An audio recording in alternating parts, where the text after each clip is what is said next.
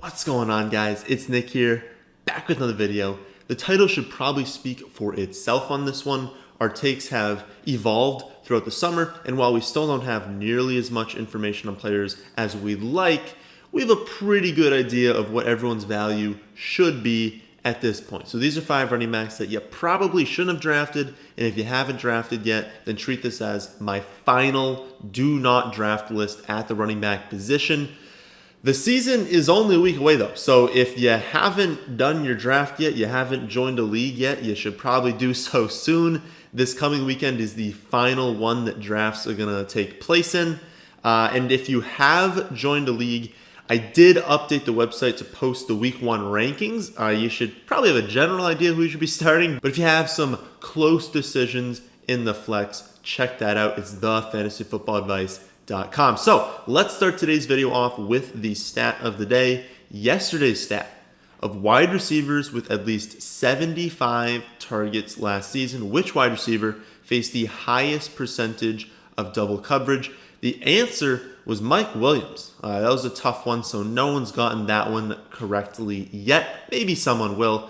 Today's stat, among wide receivers with at least 40 targets, who had the highest quarterback rating when targeted? So let's talk about some running backs. And the first one up we have today is L.Bell. If we can learn anything from the Leonard Fournette situation, it's this. Not always a good idea to target an inefficient running back on teams that don't want them, who also added competition in free agency and the draft. Now, the Bell situation is not nearly as bad. There's a 0% chance that they cut Bell, and he's going to see the most touches among the running backs in this backfield, of course, unless he gets hurt. But on average, if everyone stays healthy, he is going to get the most touches. But Adam Gase doesn't like Le'Veon Bell, and even though LaMichael Pirine is banged up right now, the fact that they drafted him while also signing Gore just isn't a great look. Then we get reports that Gore looks fantastic in camp, that he might be the best running back on this roster. Those are exaggerations. He's not the best running back on the roster, but the fact that he looks good, that the coaching staff likes him, that teams always give him a role, even despite his age, that's concerning. And before Pirine got hurt, there were reports that he looked fantastic as well. And a note on Pirine. The MRI showed a low ankle sprain. Maybe some of you haven't heard it all. So he left practice with what could have been a severe ankle injury. Looks like it's just a low ankle sprain. So he could be limited to open the season, but he was going to be limited anyways. It wasn't like he was going to have a massive role. So this isn't really a big deal for him. He's still probably not someone we're going out and drafting outside of deeper leagues or leagues that have a pretty big bench, but he didn't suffer a high ankle sprain. I guess that's the big thing. If he suffered a high one, this is at least a month he'll be out. It was a low ankle sprain. He'll probably still be healthy to start the season. The biggest thing with Bell is something you're going to hear me point out quite a few times today, and that's opportunity cost. Opportunity cost is simply what you give up when making a decision. So in other words, who did you not draft because you drafted Bell? What did you give up drafting in order to take Le'Veon Bell? Most of the times, the players we're going to go over today, it's not even the running backs. Because realistically, I don't think Bell's ranking among other running backs is horrible. He's my running back 26. On average, he's being taken as a running back 20. So definitely overvalued, but nothing egregious, right? What I hate is his overall ranking when you mix in all players, because you're not just drafting one position, you're drafting a bunch of positions, right? Bell is the 41st player off the board on average, which is like the mid-4th round, but I have him 65th, which is the mid-6th round. Why is that? Well, here are the wide receivers being taken after Le'Veon Bell, who I currently have ranked ahead of him. Calvin Ridley, A.J. Brown, Lockett, Woods, Sutton, Metcalf, Chark, McLaurin, Hilton, Diggs, Parker, Gallup, all of those guys are going after Le'Veon Bell, and they shouldn't be. Now, you might not want all of those receivers over Bell. You might have Bell in the middle there. But there's no way in the world you should be taking Bell over every single one of them. And that's the opportunity cost. You're missing out on all of those players by taking Bell. And that's just not smart. The Jets are not going to be good this season, so there will be very few games with a positive game script, and fewer touchdowns will be scored than we'd like. So even if he finishes around the running back 20 to 25 in points per game, that's not overly helpful because, 20 to 25 in points per game, it's a low end too. It's just like a fine pick. But when you consider all the wide receivers you passed on, you're more than likely going to be disappointed with the pick. So you can't just look at the running back position and say, I took him as a running back 20, he finished 20th in points per game. That's nice. You're not only drafting running backs. You're foregoing a lot of fantastic wide receivers, and so on average, you're going to be disappointed. Next up, we've got another mid-range running back. And for this video, I think we have 3 mid running backs and 2 later ones, because you guys know you should be targeting the early round running back. So I don't think there are any that you just should not have drafted.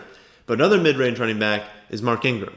And I've never really been on the Ingram train this year. There have definitely been points where I've said he's not a horrible pick. He's going to get the touchdowns. He's going to be involved.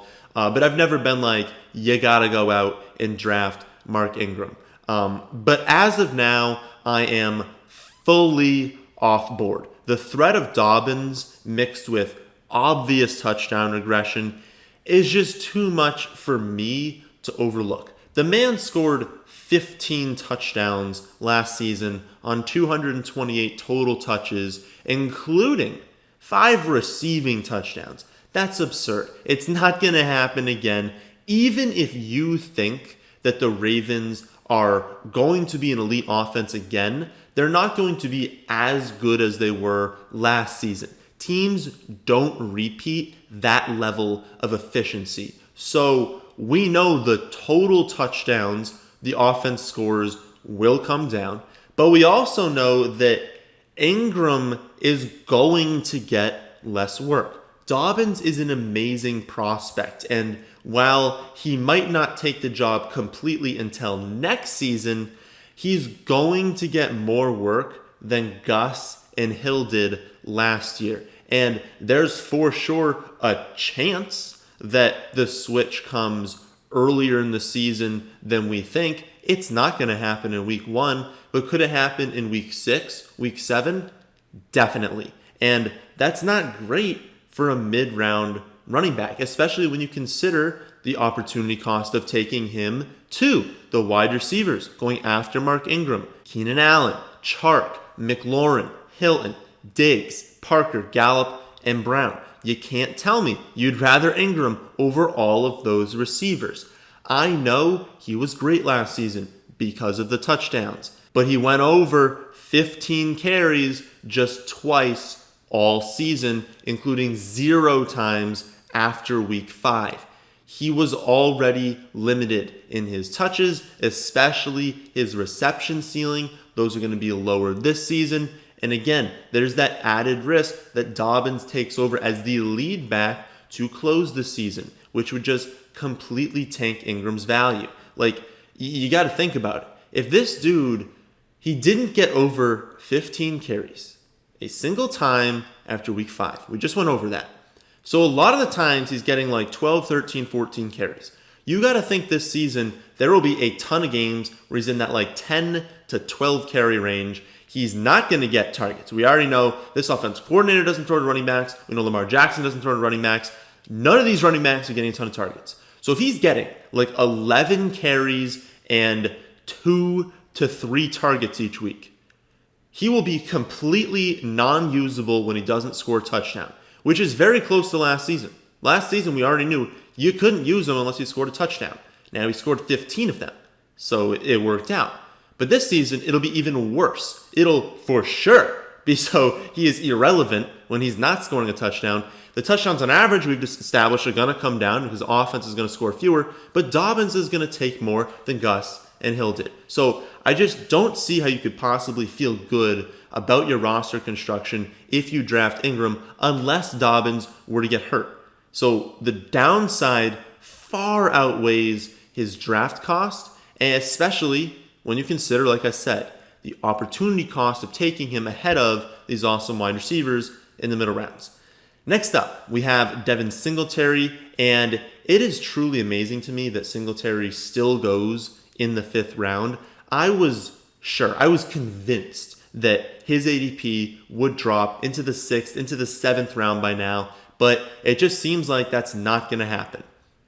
Guys, he's not a good pick. Like, he's a fine early down running back, and he's definitely someone the Bills should be playing. I'm not saying that he shouldn't get snaps, but there's no way he's worth a 5th round pick in fantasy football. There's a very real chance he's the 2nd best running back on the roster, but at the very least, he is part of a committee, and his part is not the fantasy-friendly one.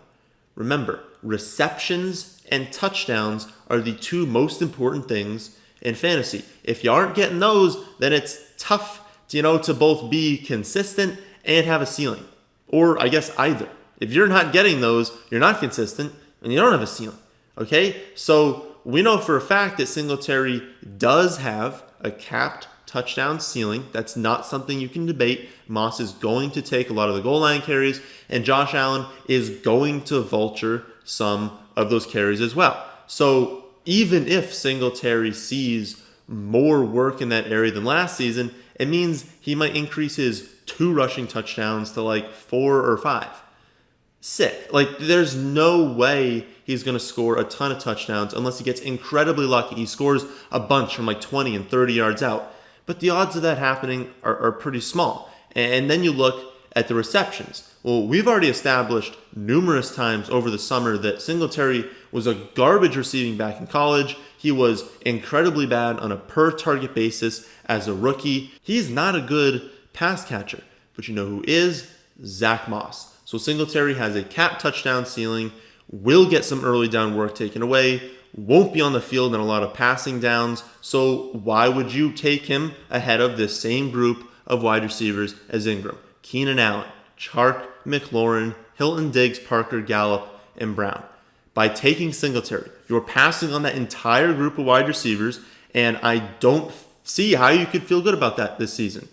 This season is fairly straightforward, guys. From a value perspective, there are 14 elite running backs, then a small group that we feel pretty good about going in the next 1, 2, 3 rounds. And while the high-end wide receivers are also amazing, the wide receivers in rounds 4 through 6 and even into 7 and sometimes 8 are being undervalued. That's just non-debatable. They're being undervalued this season, and it's not something that can change because there's only so much movement you can do. You can love McLaurin, but are you going to take him ahead of Amari Cooper, ahead of A.J. Brown, ahead of Calvin Ridley? Yeah, we love McLaurin, but we love his value because his value is not changing. He has to go in these middle rounds because you can't just start taking him ahead of this group that's ahead of him. So it's pretty easy to take the elite running backs, take hopefully 2 of those top 14, and then the undervalued wide receivers. So I'm not saying you can't start off with wide receivers and then target some of the high upside mid-round running backs, because you certainly can, and that can absolutely be a roster build that wins you a championship. Just realize that a lot of these mid-round wide receivers are going to hit, and so you need to be targeting the running backs in the middle rounds who have upside. Because if you're not, then it's almost a sure thing that you're going to be disappointed with your pick. So when you're doing this strategy, running backs early, wide receivers middle, and then fill out the rest late. But if you deviate from that, just make sure you're taking running backs who have a ton of upside. And the guys I went over today, they just don't because of the situation that they're in.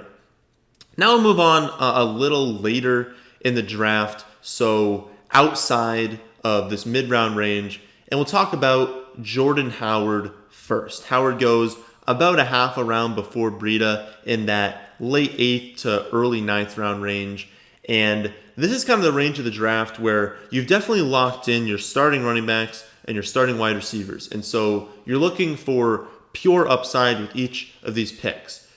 The problem with Howard is that I don't see that upside. The Dolphins have a bottom 3 offensive line, a 6.5 win total, which is, I guess, fair, but it indicates that they're not going to be winning, 8, 9, and 10 games. And honestly, when teams have a 6.5 win total, it means that they're probably going to squeak out a few wins. So realistically, there's probably only going to be like 3 or 4 games where they're going to be up late, in a situation where they can lean on the ground game. And Jordan Howard is the type of running back who excels when his team is winning in the second half. They've scored a few touchdowns, so maybe he's gotten on the board, but that they can lean on the ground game to close the game. That's when he excels. He doesn't excel on a team that's losing a ton that needs to throw to catch up. And the most likely scenario is that the Dolphins are going to be behind more often than not. So we know that even the featured back realistically in this offense does have capped upside, right? Because I love Breida, but again, bottom 3 offensive line, not a high win total, which also indicates you're not going to score a ton of points. But we also know, going back to Jordan Howard, that he isn't the featured back. So I said the featured back in an offense like this does kind of have capped upside. Well, Howard's not even the featured back. Sure, he's going to get a lot of early down work, but he isn't really a threat in the receiving game, so the receptions aren't really going to be there. And I would understand his ADP if Breida wasn't there and if they had, a half decent offensive line. But like I said, there are going to be very few positive game scripts on this team. There are going to be, with the offensive line, very few running lanes. With the 6.5 win total, there'll be very few games where they score a ton, which means the scoring chances are going to be a lot lower. And there's not going to be that many games where he hits his ceiling for touches. So I fail to see the appeal with Jordan Howard unless you're just projecting him to produce exactly like he did when he was on the Eagles, but you can't do that. He's not on the Eagles anymore. This is a completely different situation, and so you almost can't even look at those numbers. But one thing you can look at is how he produced for fantasy, because virtually all of his production in fantasy when he was on the Eagles came from touchdowns. He had to have the touchdowns to produce. And that's great if you're on the Eagles, but he's not. He's on the Dolphins. And so if all of his value is coming on these rushing touchdowns and this rushing production, and we know for a fact both those are going to be lower, I don't understand why you'd want him. There are plenty of other players in this range who aren't in such terrible situations, so make sure you target them instead. And if you want a full list of those players, then look on the screen, somewhere on the bottom, thefantasyfootballadvice.com. The final player we'll go over today is P.Lindsay, and I hadn't fully decided my take on Lindsay for most of the summer. I was kind of going back and forth, figured I kind of like this offense. I think it's an ascending offense for sure. I think they have a lot of weapons. I think the scoring chances will go up. I think they're going to win more games than people think. They're not going to be a 10-win team, but I think they'll be competitive in a lot of games. And that's obviously good for the running back, like we just went over with Jordan Howard. It's a bad thing if you can't win games. But I am now off of him. Now, the exact split is fairly ambiguous. Like, we don't know exactly what's going to happen, but I basically realized that we know for sure the best case scenario for Lindsay is around 45% of the work, and that's just not enough volume for him to be a reliable fantasy option. So he's really just more of a handcuff. And realistically, not even a good one, really. I mean, wouldn't you rather have the handcuff on Dallas, Kansas City, New Orleans, Arizona? Not Denver, right? Like, Denver is fine. Again, I think they're an ascending offense, but they're not an elite offense. I mean, Lindsay was the running back 24 in points per game last season without Gordon. So if I'm taking a handcuff, I want someone who is locked in as a running back one if this pick pays off. It's tough picking handcuffs, right? Like, you got to realize, let's say you draft like 3 backup running backs in the final rounds. These are upside picks we talked about. They're not all going to hit. And the most likely scenario is that maybe one of them does. Maybe, right? And so if you end up being correct, you pick the backup that the starter goes down and you've got the featured back, I want to be rewarded for that. I don't want to have a low-end running back 2. I want a locked-in running back 1. And so I'd rather take Pollard and Darrell Williams and Latavius Murray and Chase Edmonds, because at least those guys are going, 2 rounds and more later, and I know that if they get the starting job, they're all running back 1s. And realistically, they have the exact same path. Lindsay is not going to just take the job from Melvin Gordon. Melvin Gordon is the top running back on this roster. They have paid him as such. He is a better running back. Like, I like Lindsay, but Melvin Gordon is a much better overall running back, and he's pretty much better in every aspect of the game. So I know Lindsay is going to outscore that group I just talked about. Pollard, Darrell Williams, Latavius Murray, Chase Edmonds. While everyone is healthy, Phillip Lindsay will outscore that group of 4 players. But the whole point in taking people in this range is the upside if things work out for them, if the starter goes down or holds out. So why are we targeting the one with the lowest ceiling the earliest in drafts? That doesn't make a whole lot of sense. The only reason I can think of is if people thought Lindsay was going to be a low-end starter for fantasy while Gordon is healthy. But I don't see how that's possible. Why would they make Melvin Gordon the 7th highest paid running back this season and then still use Lindsay? I mean, they got Gordon because their running backs weren't cutting it. And so they bring in a guy who's good in pass protection, that's fantastic in the receiving game, and that can more than handle an early down workload. Well, they're not going to put him on the bench to play Lindsay. They brought him in because they didn't think Lindsay could handle it all. And so Melvin Gordon, like I said, is the better running back in basically every aspect, especially the receiving game and pass protection. So that definitely limits Lindsay's upside. Because if Melvin Gordon's taking a ton of third down work, well, we already know they're going to use Melvin Gordon on early downs too instead of Lindsay. So Lindsay's a handcuff. And again, not even a high upside one. So I just don't get why you would want to take him if it's going to cost you as well a late 8th round pick. So those are 5 running backs that you probably shouldn't have drafted, or if you haven't drafted yet, 5 you should be avoiding. If you want my take on every single player along with my exact rankings, you can check that out at our website, thefantasyfootballadvice.com. But that's the end of this one. Hope you all did enjoy. If you did, how about hitting the like button? And how about subscribing to the channel if you're new? But thanks for watching.